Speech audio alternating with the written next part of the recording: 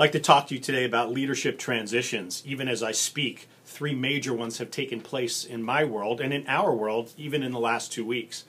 We have had a president of our university announce his resignation, and transition then will be happening in leadership here. The second one is a global and huge one, and that is the election of a new pope, which is a great and huge transition for the Roman Catholic Church. And finally, a friend of mine just moved from one nonprofit organization that's quite substantive to leading an even larger global nonprofit organization, and is in the process of that transition. Transitions happen, and they are things that affect us, affect our teams, affect our groups, affect our leadership. So I make a few comments about this, and then I'd like to do a little more writing and blogging about this over the perhaps weeks and months ahead from time to time, because I think it's such a huge and essential area to understand in your leadership. First of all, transitions are normal.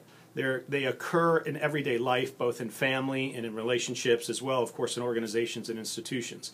And that's the first thing for leaders to do, is name that reality, that this transition is normal. It's not odd. It's going to happen again at some point in time. So let's learn from it now. I've learned a lot from William Bridges in his book, Transitions, Making Sense of Life's Changes. Bridges advocates a kind of a process through which transitions go, and that's sort of my second theme. It's not just that they are normal, they have sort of a pattern to them. And they have an ending, a period of uncertainty, and a new beginning. That's how Bridges describes it. There's this sense of, what is the ending? How do we process that?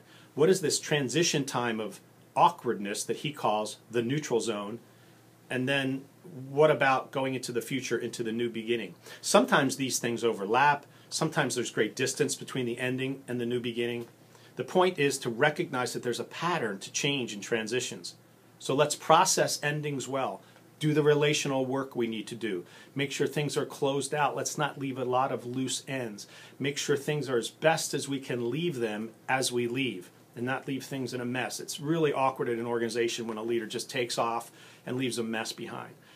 To have integrity in this is to process the ending well, but also to live in the ambiguity of the uncertainty before the new fully gets functioning.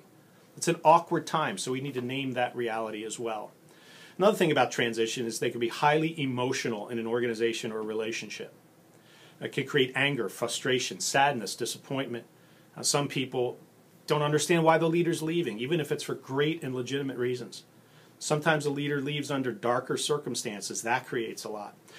Sometimes it's a very positive change, even for the leader, but that's emotional too. Even the joy and the enthusiasm can create some awkwardness.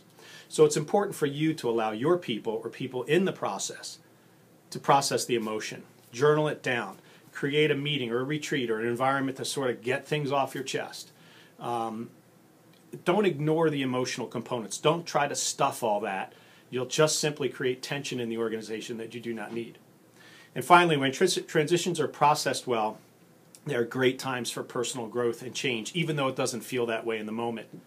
Those periods of ambiguity and frustration challenge our leadership. We are required to step forward. Just talked to a friend yesterday where a leader was leaving a small organization, and his comment was, everyone in the organization has stepped up to a new level to make that organization work well until the next leader comes in. I think that's healthy. We get new responsibilities. We take new ownership. So if we process transitions well, we can learn from them, grow in them, and help our groups, our institutions, our teams function more effectively.